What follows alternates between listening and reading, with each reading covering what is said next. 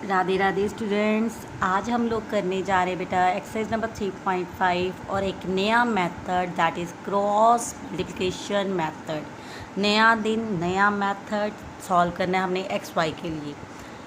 इसके लिए सबसे पहले आपने जो इक्वेशन है, अगर इक्वेशन इस फॉर्म में दी है तो आपने इसे ax plus B Y plus C की फॉर्म में लिख लेना है।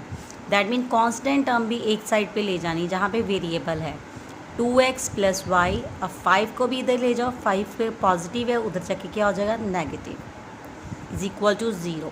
और इसी तरह सेकेंड इक्वेशन को भी आप इसी फॉर्म में लिखो 3x प्लस 2y, अब प्लस 8 है, इधर आके -8 इज इक्वल टू 0। अब इसे हमने क्रॉस मल्टीप्लिकेशन करना है तो इसका अगर फार्मूला अगर आप देखो तो ये फार्मूला काफ़ी टिपिकल सा लगता है। इसका फार्मूला रजे होता है एक्स वाई निकालने का। इसका है x ओवर रजे, इसका फार्मूला आपका है x over a1 y2 minus, ठीक है रजी, a1, अगर a1 ना आप करो इसको simple a1x b1y plus c करो और इसे a2x plus b2y plus c अगर लिखें तो इसका फार्मूला आपका बनेगा रजे b1c2 माइनस b2c1। और उसी तरह y के वैल्यू अगर निकालनी है तो आपका फार्मूला आएगा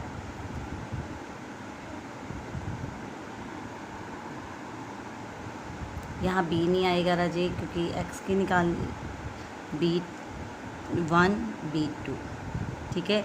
उसी तरह अगर y का निकालना है तो y की जो है हमने चीज़ छोड़ देनी है। अब आएगा a1 c2 minus a2 c1। और उसी तरह अगर कांस्टेंट टर्म है उसके लिए ये फार्मूला होता है हमारे पास a1 b2 minus a2 b1।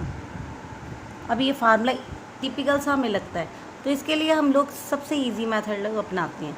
ये फार्मूला काफ़ी बच्चों को जो है ऐसे लर्न नहीं होता, तो इसके लिए सबसे इजी फार्मूला आप लोग अपनाओ, वो आपको मैं बता रही हूँ जो इजी अपना सकते हैं। सिर्फ आपने एक नंबर दिमाग में रख के चलना है यार, विच इज़ 2 3, यहाँ पे आप लिख लो रफक में 2 3 1 2, ठीक है राजी। ये आप नंबर याद रखो 2 3 1 2, सबसे इजी आपके लिए, ठीक है राजे। अब आप लोग देखो इक्वेशन ये आ गई, पहली इक्वेशन 2x y और c, ठीक है राजे। अब हमने कोफिशिएंट देख रहे हैं, सेकेंड नंबर पे क्या है y है, y के आगे क्या लगा है, कुछ नहीं, दैट इज़ 1। उसी तरह 3 यानी थर्ड नंबर पे 1 2 3, तीसरे नंबर पे क्या लगा है -5, आपको मैंने आगे बताया प्लस हम लेते नहीं है, 5 को छोड़ना नहीं। 1 पहले नंबर पे क्या है कोफिशिएंट 2, और उसी तरह फिर से आ गया 2 दैट इज़ 1।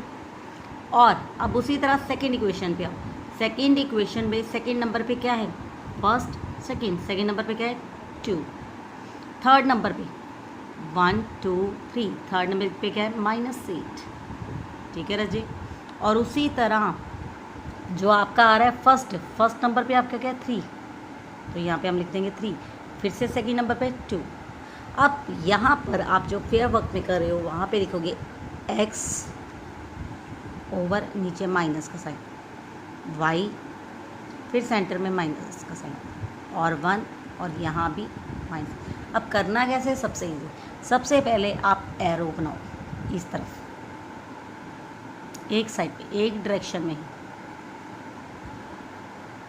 ठीक है, लेफ़्ट टू राइट। तो सबसे पहले हमारा क्या है 2 एंड -5, तो यहाँ पे लिखेंगे 2 -5, दोनों को मल्टीप्लाई। अब अगली एरो कहाँ से कहाँ तक है, ये देखो यहाँ से 8 -8 और 2 तक, तो यहाँ पे क्या आएगा -8 अगले पे और 2। और उसी तरह थर्ड एरो किस में 3 और 1, तो आप तीसरे नंबर पे लिख दो 3 और 1, ये मल्टीप्लाई करें, ठीक है राजे। अब दूसरी चीज़ आपने क्या करनी है, सिंपल, अब एरो जो है एरो को क्रॉस करना है ना, हमने क्रॉस बनाना है तो इस तरफ कर दो, इसे डबल सिंबल से कर लो ताकि हमें याद रहे अब किस तरफ हमने जाना है। या कलर अलग ले लो या डबल एरो से कर लो ताकि आपको दिमाग में रहे कि हमने किस तरफ करना है। अब डबल एरो देखो कहाँ से कहाँ जाता है, 1 और -8 पहली, तो यहाँ पे क्या लिख देंगे हम 1 -8।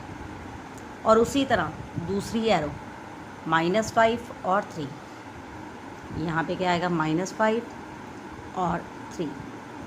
और थर्ड एरो अबाउट 2 and 2, तो यहाँ पे लिख देंगे 2 and 2।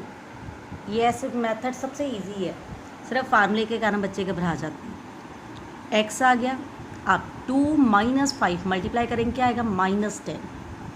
अब ये minus sign minus minus plus 8 1 is 8। उसी तरह ऊपर y as it is 8 2 -8 2 16 8 2 16 minus sign as it is, फिर minus minus plus 5 3 15 1 3 1 is 3 and 2 2 4। अब आ गया x, अब इसे सॉल्व करो प्लस माइनस माइनस, तो यहाँ पे आ गया -2 y प्लस माइनस माइनस 16 में से 15 लेस किए -1 और 1 -3 में से -4 लेस किए -1। ठीक है ना जी। अब हमने x और y की वैल्यू में इसे इन दोनों टर्म्स को हमने कांस्टेंट टर्म से कंपेयर करना है। कैसे, x - 2 x over -2 is equal to 1 over -1, और दूसरी और y ओवर -1 इसको भी किससे कंपेयर करना है, जो आपकी कांस्टेंट टर्म है। अब माइनस से माइनस यहाँ कैंसिल हो गया, तो रेसिप्रोकल ले लेंगे, x की वैल्यू क्या आ जाएगी 2। ठीक है, क्रॉस मल्टीप्लाई आप कर दो, रेसिप्रोकल मत लो, तो रेसिप्रोकल करने से लंबा हो जाएगा सम। तो आप सिंपल करो, x अपनी जगह रहा, ये देखो हमारे पास टर्म बची x over 2 is equal to 1, तो आप 2 को उधर ले जाएंगे, 2 1 इज़ 2। उसी तरह माइनस से माइनस यहाँ भी कट हो गया, y over 1 is equal to 1, 1 को उधर ले जाओ, तो y की वैल्यू क्या आ जाएगी 1। दैट इज़ अवर सम। ठीक है रजे, आई होप आपको क्लियर हो गया होगा यही सम।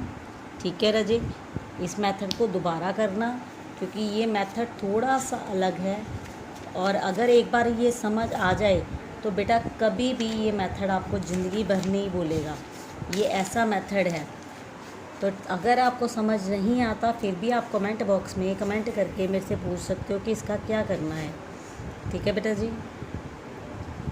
तो आगे हमारा एग्ज़ाम आता है, तो जो आगे है नेक्स्ट सम, एक सम आपका आता है कि आपने k की वैल्यू फाइंड आउट करनी है। ठीक है, एक और सम हम कर लेते हैं इसी के साथ से, जो है इसी के एक्सरसाइज का सम नंबर 2 है। 1 तो सिंपल ही है, उसने कहा है कि अगर आपकी यूनिक टर्म है, यूनिक सॉल्यूशन बनती है तो ये सॉल्व करो, उसमें एक ही आपका पार्ट बनना है। अब उसके बाद सम नंबर 2 में उसने कहा find the value of k, find value of k। ठीक है ना जी।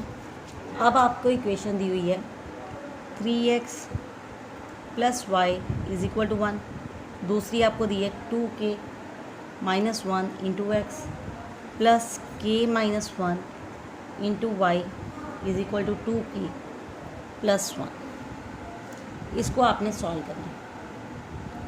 तो इसको सॉल्व करने के लिए अगर उसने एक और चीज़ की है, find the value of k, the linear pair have no solution, linear pair have no solution. अगर नो सोल्यूशन तो नो सोल्यूशन का आपको फार्मूला पता है, in condition of no, condition of no solution,